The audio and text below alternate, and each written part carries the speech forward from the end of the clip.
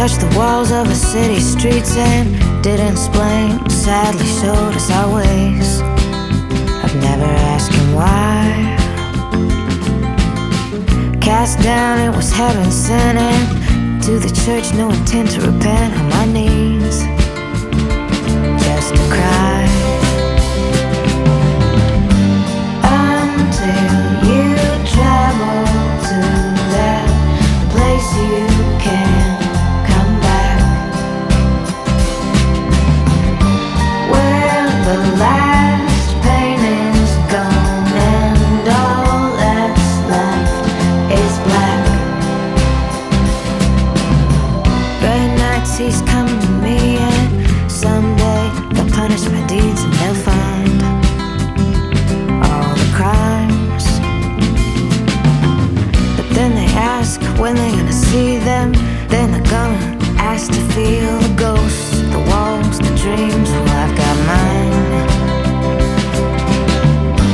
At last those coming came, and they never looked back.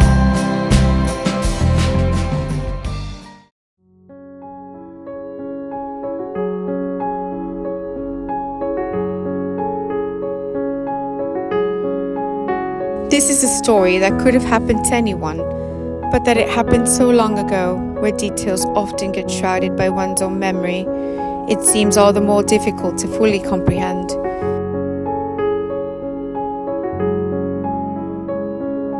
The Whirlwind Wonderland Carnival of Mysteries was once an actual place that existed wherever it happened to settle. The constant pounding noise of stakes being driven into the ground and tents being set up on the outskirts of some new town was the memory I'd had stored in my head all these years. Me and my circus performer parents traveling around the country in every which direction in the mid-1950s. I had only been 12 years old, living amongst some of the most interesting and strange people anyone could have possibly imagined. It was no ordinary childhood, but the stuff of dreams and fantasies, one that was completely real, a series of oddities and wonders that were clearly visible in the flesh. One of my best friends back in those days was a midget named Benoit, who was kind of like the unnamed leader amongst the troupe of carnies and sideshow freaks my parents lived and performed with. My parents had me when they were quite young, so it only made sense for them to raise me as their only child, in order to nurture some sense of normalcy, even amongst the rather frightening curiosities that existed within the whirlwind. In those days, I remember being outside after my parents would perform their trapeze act, witnessing a full dome of stars in the night sky, with fireflies swarming in packs amongst the fields of hay, where the carnival had moved in the spring of 1958.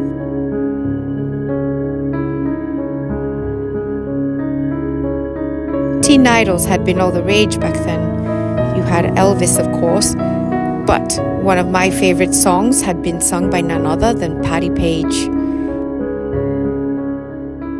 In that year, 58, her song, Another Time, Another Place, had been a hit on the radio.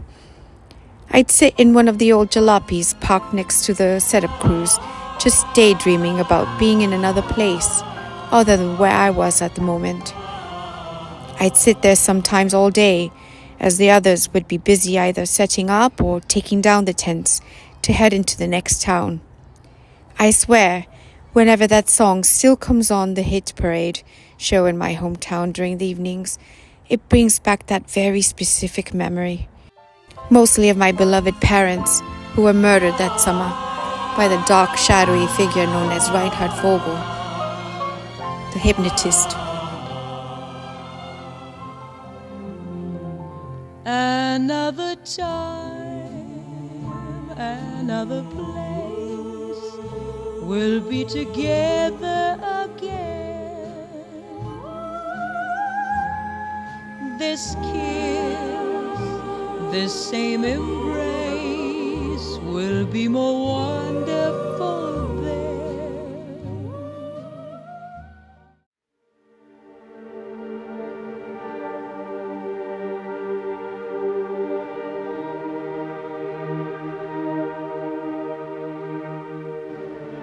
I can vividly remember the day of the murder, the events in all of their fine detail, as if it were programmed to run continuously in my head, like a rerun. My father, who was once a vaudeville dancer, was now a carnival hand after suffering an accident on stage.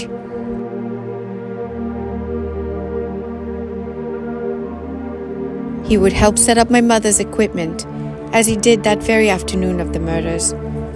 As my mother was preparing for her death-defying walk on the high-flying trapeze, my father got the news that someone wanted to meet with him. Benoit, the midget, came with the news that a man known as Reinhard Vogel was waiting for him near the Whirlwind Funhouse of Mirrors, right next to our carnival wagon. My father had a perplexed and shocked look on his face. It was the kind of look that something dreadful had finally caught up with him, a moment that could only be described as pure terror. For no one that day could possibly fathom what was about to happen, but that it would change the course of life for everyone within the show. The Whirlwind Carnival of Mysteries would never be the same, and eventually disbanded a few years after my parents' untimely deaths. As for Reinhard Vogel, he was never heard from or seen again.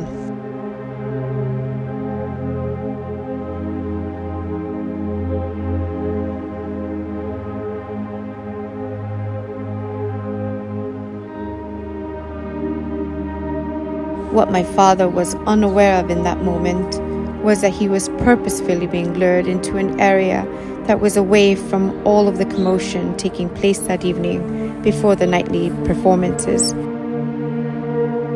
The Whirlwind Funhouse of Mirrors, where our wagon had been located, was shut down and in need of repairs. So, from my recollection of the events that unfolded that evening, that area of the carnival was mostly vacant. I followed behind my father without him knowing, just out of curiosity, when I had heard about the strange man who had summoned him. The scene which unfolded that evening left me traumatized, feeling numb, and later in life I developed serious trust issues, mostly with male figures and those within positions of authority.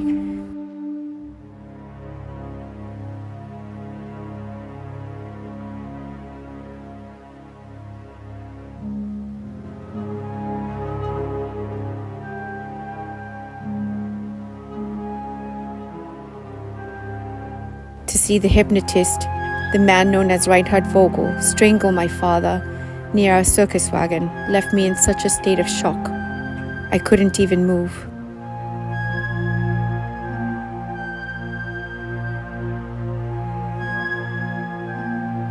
I stood there behind a tent pole while I watched the life being choked out of my father by this psychotic madman. My father fell to the ground like a sack of potatoes, and Vogel must have seen me, for his eyes slowly looked up and pointed in my direction, like daggers, right after letting go of my father. Instead of walking towards me, he fled in a hurry, hiding himself through an entranceway inside the boarded-up Funhouse of Mirrors. All of my instincts told me not to pursue him, that it would be too dangerous. But, like a faded memory, the rest of what unfolded seemed like it never actually happened. I want to wake up from this nightmare and never see his face again.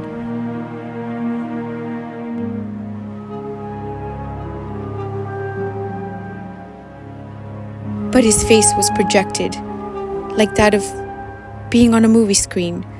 But instead, his face was shown through a series of mirrors, all facing different directions, once inside the Funhouse of Mirrors.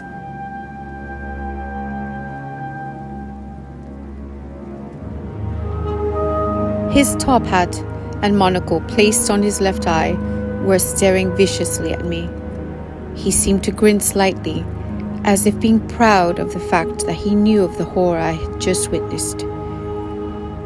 As I ran towards the series of mirrors, which eerily looked like something out of a scene from the Grand Old Wizard in The Wizard of Oz, my head got caught in a series of electrical cords which dangled from the ceiling.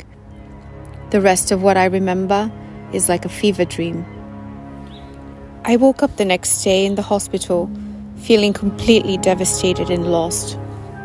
One of the memories I convinced myself that really happened were the electrical cords hanging overhead in the maze of mirrors, touching down upon my skull, which had burned through my hair and scalp. The nurse who attended to me in the hospital said that Benoit had found me that evening, just before the nightly shows had kicked off. She said that I had sustained injuries from being knocked unconscious and not from being electrocuted. They had found some kind of drug in my system that couldn't be identified.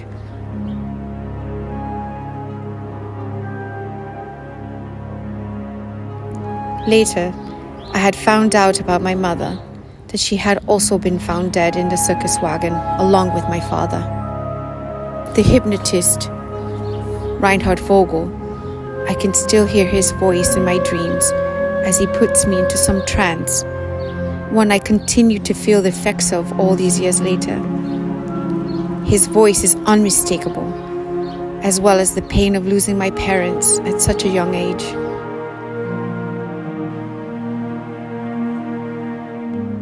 All I'm left with now are a few scattered memories here and there of a place and time. Nothing more.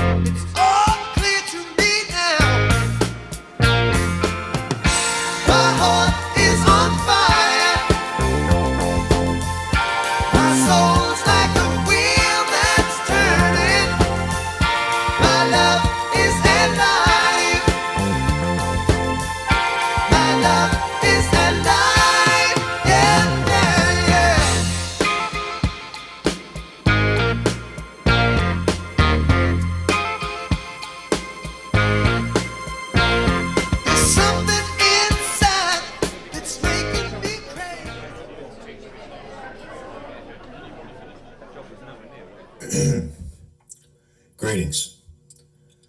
I'm glad you all could make it to the discussion today on the Eve Browning murder case. Thanks to many of you sitting here in this room who've kept this young lady's memory alive through a number of petitions. The Texas Department of Criminal Justice has decided to reopen the case on Eve Browning's untimely death. Now, we've pretty much gone over all the audio recordings that have been sitting around in a vault for the last few decades or so, since about the late 60s. There was a documentary filmmaker by the name of Troy Levinson who was in the process of making a film based off of some of these recordings you just heard.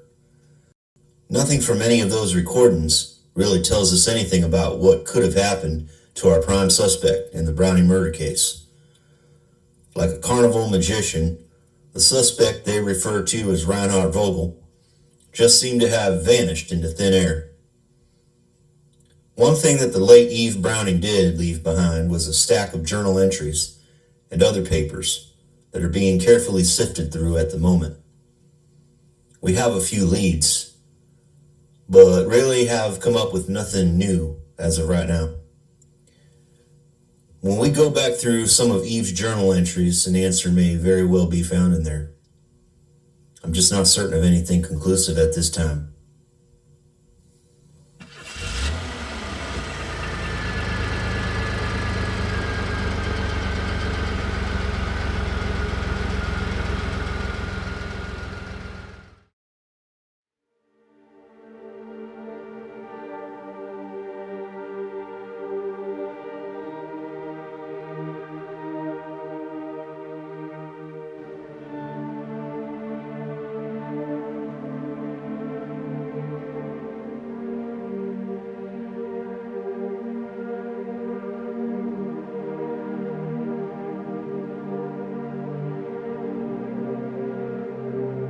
Out here, away from the press conferences and political crap that the job of investigating a high-profile homicide often carries with it, are the prairie winds at night and the faint sound of coyotes off in the distance as I drive along these desolate roads.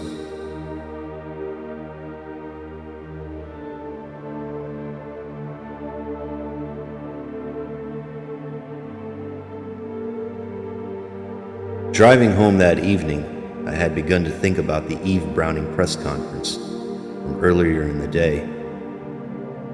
The countless number of people who knew her parents, some of her extended family, people that in some other time and place would have been labeled a bunch of outcasts. Well, those same outcasts now stood together in their defiance of the man who had taken so much from them. This mysterious character known as Reinhard Vogel had cast a long shadow over countless circus folks who had once performed in a now defunct carnival show called the Whirlwind Wonderland. Who really knows how many people he had actually physically or emotionally traumatized? There was plenty of sharp forensic science now, which could possibly determine how many people he victimized, as the number of people who came forward in the years since the carnival's demise continued to grow exponentially. Those who had a loved one who mysteriously fell ill and died as a result of coming into contact with this man, or by suffering from some strange hallucinations as a result of being put under one of his hypnotic trances. Little did the people in that press conference know was that we had been following a strong lead for months and didn't want to blow our cover or let anything get out about who we were investigating. About a town or so away from where the Eve Browning murder had occurred, the feds were investigating through a surveillance team to keep watch on the day-to-day activities of a potential suspect. An older gentleman by the name of Henry Schultz was the owner and proprietor of the town drugstore, Schultz Drugs.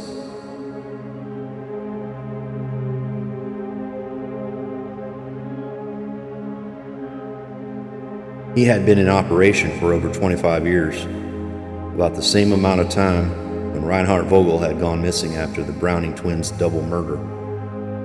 An anonymous source had called into the police station there in town over some mysterious illnesses that were happening to many of the local populace.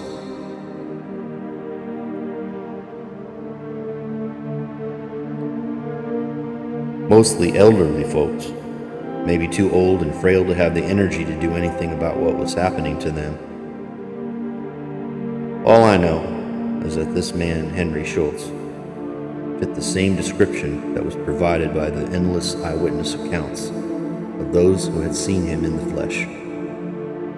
Henry Schultz wore a monocle over his left eye and looked to be wearing what appeared to be a large toupee, possibly to conceal some of his face. It looks like we were slowly closing in on him, and when the time came, I'd be there to help make the arrest. Right now, all I care about is getting some justice for the family of Eve Browning.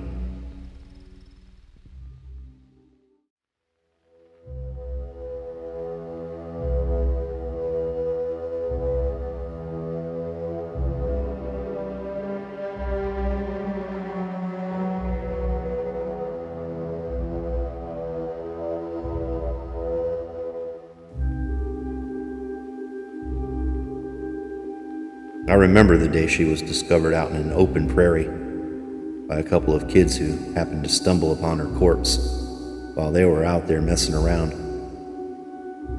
Some crime scenes stick with you in this line of work. Eve's had certainly been one of those for me. Her eyes were still open when we found her body. One eye looked to be staring straight up, as the other eyeball was pointed downward, the sign of a serious head trauma. It was later discovered through forensic testing that she had died from a serious blow to the head with an unidentified object, but that most of her death had been caused by some kind of toxin found in the body.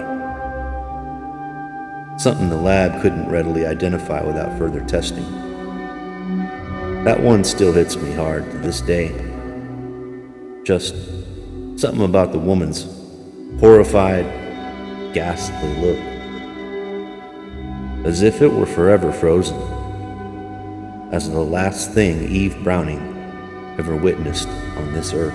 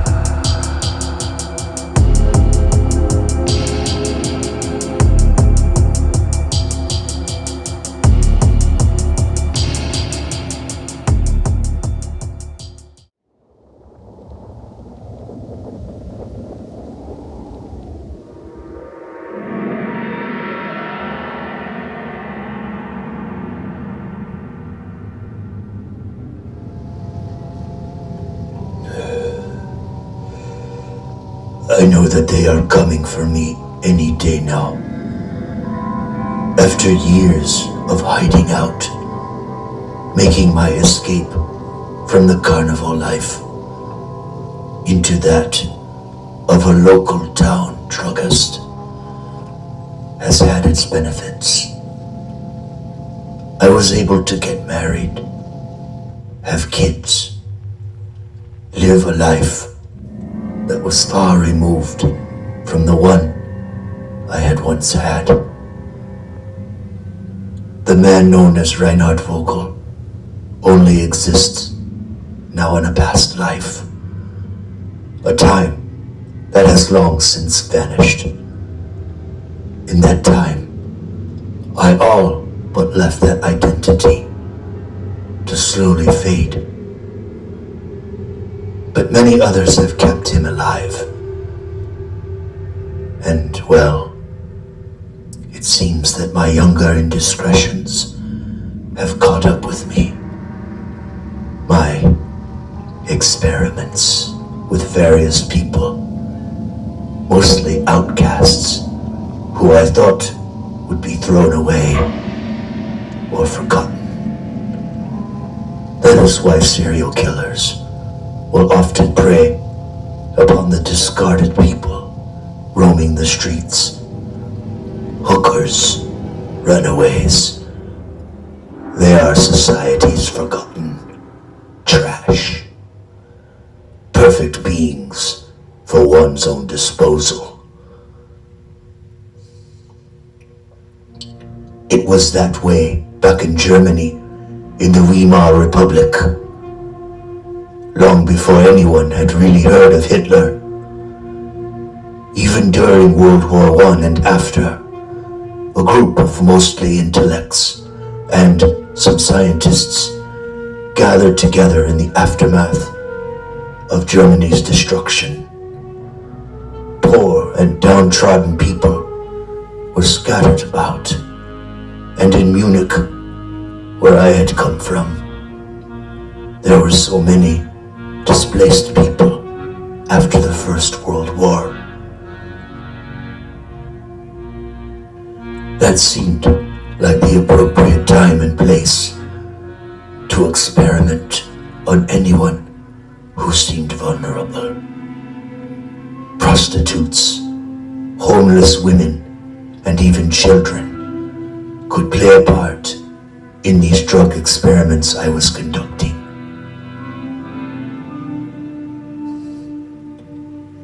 They were willing to pay a high amount for my successful trance-inducing serum known as the spinner. I really have only cared about one thing, and one thing only: making money. I didn't care about their ideas, and when they tried to recruit me to play an important role during the rise of the Third Reich, I fled Germany for America. That is when I hid myself and changed my name to Reinhard Vogel. I didn't want anyone to know that I was responsible for murdering innocent women and children while still in Germany. The drug took some time to perfect. The carnival life and many of the people I came into contact with became unwilling participants, so I could eventually patent a super powerful drug. It could have been life-changing instead of just life-altering, ending instead in so many deaths. But that is the price you pay as a scientist. Some must be sacrificed, so I never saw it as a problem. As for the Browning girl and her parents, her father owed me a substantial amount of money. There was nothing more to it than that. He didn't have it, so I strangled him. As for her, Eve got too close. She was catching on to my whereabouts, and I just couldn't have that. Besides, I had the perfect life here, running a drugstore, a church deacon on Sundays, and a member of the Rotary Club. It was the perfect disguise. I can hear them now, surrounding this place. I will take some of my own drug. I'd like my exit to be as peaceful as possible. Somewhere in an exotic location, far from anything or anyone. Just endless palm trees and sandy beaches.